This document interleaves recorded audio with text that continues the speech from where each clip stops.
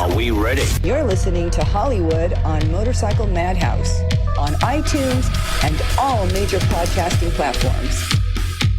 You're listening to only the best internet radio station in the world. No, the universe. And how you doing? This is Motorcycle Madhouse Radio.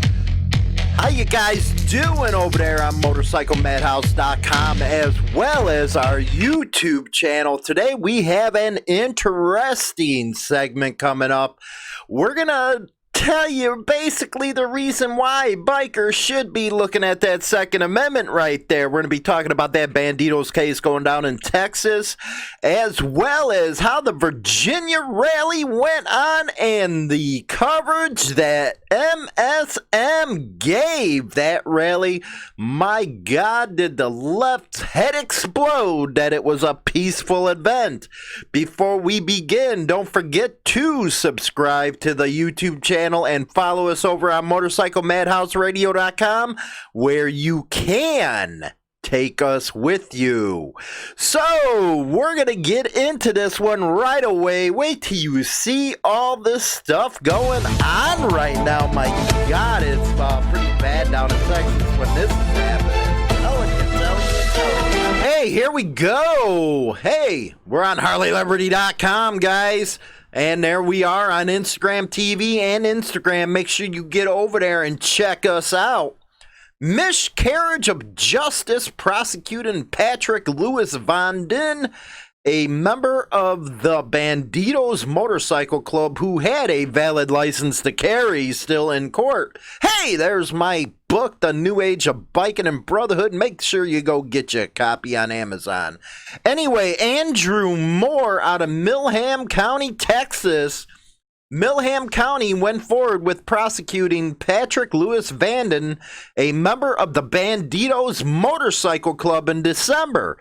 But Steve Young ruled the case a mistrial after only 2 days. More than a month later, defense attorney Kurt Glass still doesn't know when or if his client will need to return to court.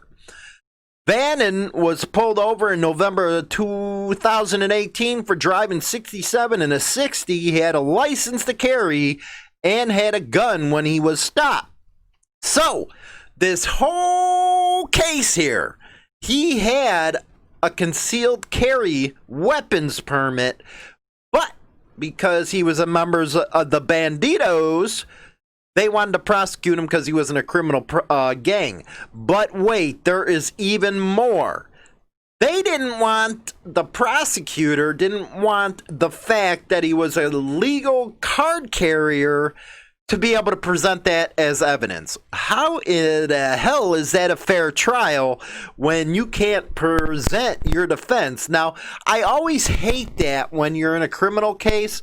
Well, we don't want this evidence or that evidence in there. It's like they want to convict you with, they don't care about innocence. They only care about guilt in this country.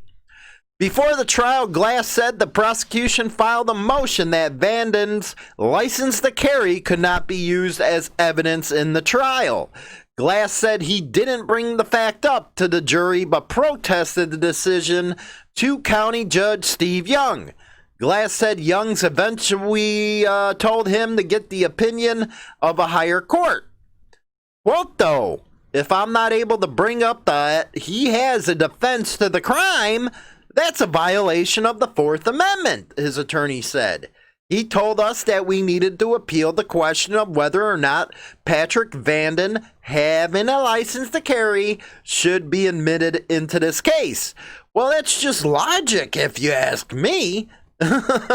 He has a defense. Why wouldn't you let him have his defense? Anyway, the judge declared a mistrial on the second day of the trial. Well, why was there a mistrial? What's the reasoning for the mistrial? Now, this is from 6 News, by the way, in Texas, this is how we usually get our stuff, is RSS feeds through the wires. It's automatic, comes through there. And that was funny on this yesterday. You know, there was a story on the Hells Angels and everybody blaming us for the story when, hey, it's automatic. We said that time and time again. If you can't get that through your head, then I don't know what you got, go pound sand or something. Anyway, and according to the 6 News legal expert Liz Mitchell agreed, quote, an appellate court isn't going to hear a case until there is a final judgment in the lower court. Guilty or not, there has to be an outcome of the case before it goes to the next level. And then Glass also disagreed with the judge's decision. He goes on to say, once you selected your 6 people, they are put down in the jurors box. The defendant has the right to hear the case to its conclusion. You're damn right. After a mistrial, it's up to the Milam County to set a new trial date or dismiss the case. I say it's time to dismiss the case because you got no legal grounds. Oh yeah, we have an Insane Throttle, I'm doing a plug here, store on Amazon. You to get biker rings, patches, tools, and more. You will see that in the description box as well as on HarleyLiberty.com. Mitchell told 6 News that judges typically will not want cases to linger after a mistrial, even though it is possible for them to linger for months. Quote, if it was a mistrial, the judge wants to move the docket. It doesn't look good for judges in re-election, and there is the word, re-election, if they have cases that have been pending forever, especially cases that resulted in a mistrial. We've heard that before in Texas, haven't we? I believe it was Waco, huh? Anyway, this is why it's so important for bikers to realize that gun rights pertain to them. You know, it's funny how people just want me to do biker stuff on the channel and don't realize that other issues do affect bikers and they should be informed of it. This includes what's going on in the country as far as other news, the whole 9 yards. Bikers just ain't, their attention span's a little more than just sitting on biker news, what's going on in the scene. They want to hear other stuff that's going on. And by the way, we are making up a new channel. I'll put the link in the description box. We're going to be doing moto vlogs over there, the rally coverage, the whole 9 yards. This channel is going to be the biker news section, the motorcycle news, all that good stuff. We're going to be doing reviews on the other one. I kind of want to break it up a little bit. That way we can get into news topics over here on this station and that one. We can get into other cool stuff where I'm not behind a damn desk doing a radio show. Hey, no offense to MotorcycleMadhouse.com. Love it that you guys bring us with you and all that stuff. But, we're going to do some outside the studio type of stuff on that channel. Anyway, Reason.com, Elizabeth Nolan Brown. No insurrection or violence at the Virginia gun rights rally. Well, there's a surprise. Law-abiding gun owners actually being law-abiding. And boy, the left is not happy with this one, that there was no violence. Well, you're going to see that in the next article where AOC claims there was almost no police there. I wonder why, because again, law-abiding compared to burning down a city. Peaceful demonstration against increased gun regulation in Richmond. Virginia Governor Ralph Blackface Northam's emergency declaration proves as silly as critics said it would, after thousands of Second Amendment supporters showed up in Richmond without starting trouble. Before the State House rally on Monday, organized by the Virginia Civil Defense League, you got to go over there and support them, guys. Blackface Northam warned that the event would likely bring out out-of-town demonstrators who had, quote, as their purpose not to peacefully assemble but violence, rioting, and insurrection. His emergency declaration meant that no guns could be brought on Capitol grounds and also allocated special police resources to the area. Did you guys see the mainstream coverage on this? It was like out of the propaganda times of a state-run media out in Europe during World War II. They were doing everything in their power to make this rally seem extreme, and that only these types of groups are going there. They're going to cause all kinds of problems. Ain't it sickening that the media, all they do is push a leftist agenda? It's just sickening. It really is. You know, that is the reason, and I catch hell about it all the time, especially from club members, that I put out all sides of a story, meaning different viewpoints, and they get mad about that. But hey, look how bad our media is right now. More and more people, and you to talk to Tim Pool, yeah, he's a liberal, but you know, he's a moderate liberal. You to go see his station, and he gives all sides of the story as well. People are now coming to people like me, him, Goodman over there, all kinds of different, you know, non-traditional media sources for their news, because people want an all-around view that they're not getting from main media. And it's funny how channels like mine are throttled down, if you will, and a lot of it you don't get monetized, and that's how I'm able to bring the show to you, is monetization. But that's taken away if we talk about subjects like this. But a lot of people are coming to us for that reason. They're tired of propaganda. And I have to say, in the biker environment, we're not the propagandists, man. You can go on some of these other sites that claim to be biker news. They are stroking the peckers and trying to be so politically correct with a club's view. It's sickening. You can support motorcycle club rights, but still call out the BS. I think that's what the audience wants. Anyway, naturally, Blackface Northam took credit for keeping the peace with his security theater shenanigans, saying that his teams had, quote, successfully de-escalated what could have been a volatile situation. And yet, Virginia Civil Defense League regularly organizes, quote, lobby day rallies at the Virginia State House, and such events have gone down without violent incident as well, despite a lack of gubernatorial fussing. The Washington Examiner goes on to say, unbelievable.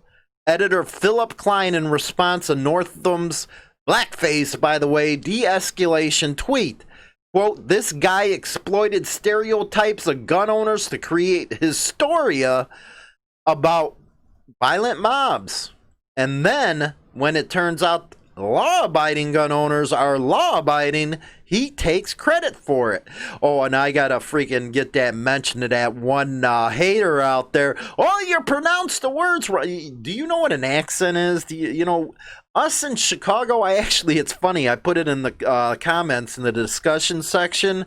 We have different lingo that we use and different ways of pronouncing stuff. If you don't like it, there you go. Deal with it. Or just go to one of them other channels that stroke peckers. Anyway, we're going to get into this one. This is a big claim. AOC, which is the de facto Speaker of the House, claims there was almost no police officers at Virginia's Second Amendment rally.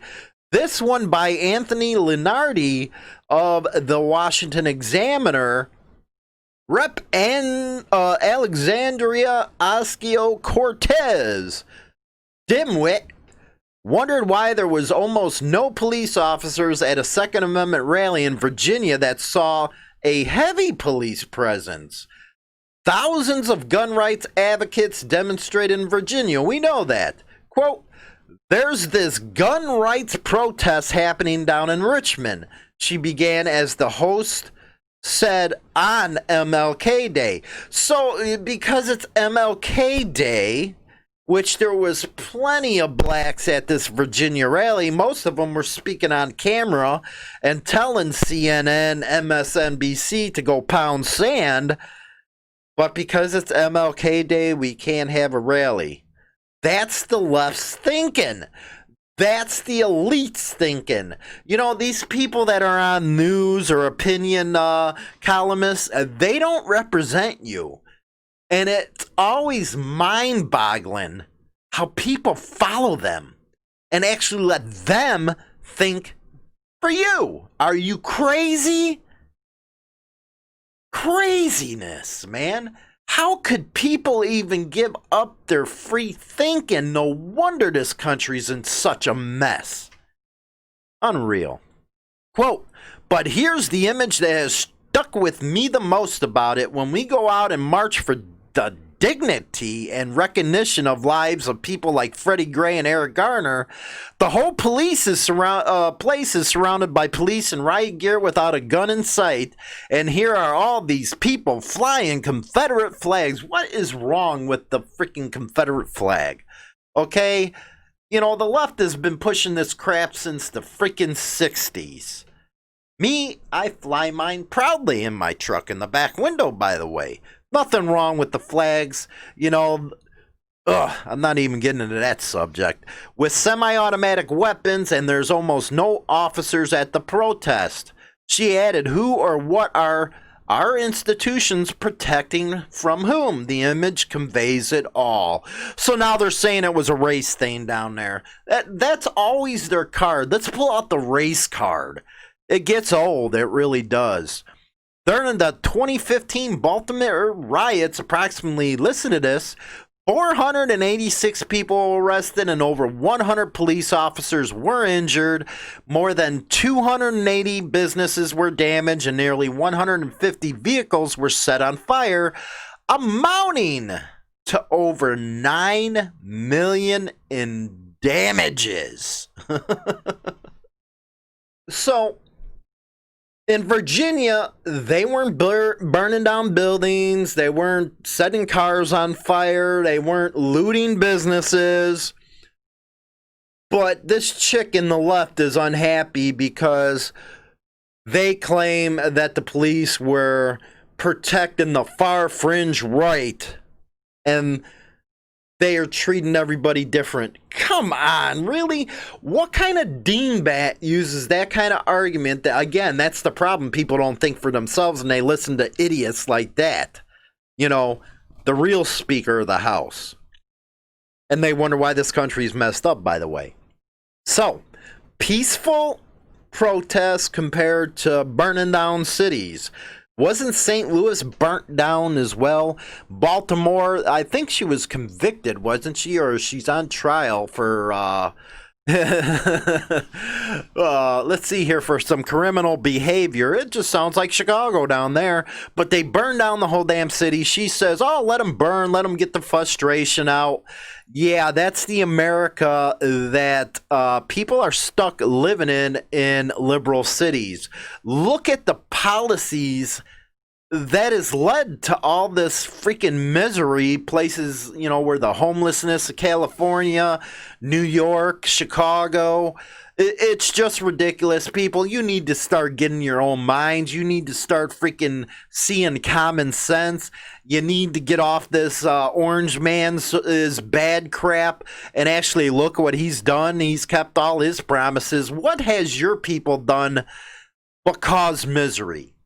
But anyway, I'm not going to keep on going too much into that type of stuff. It just aggravates me. People are stupid. Let's just put it that way. I don't care about your politics. Just don't be an idiot.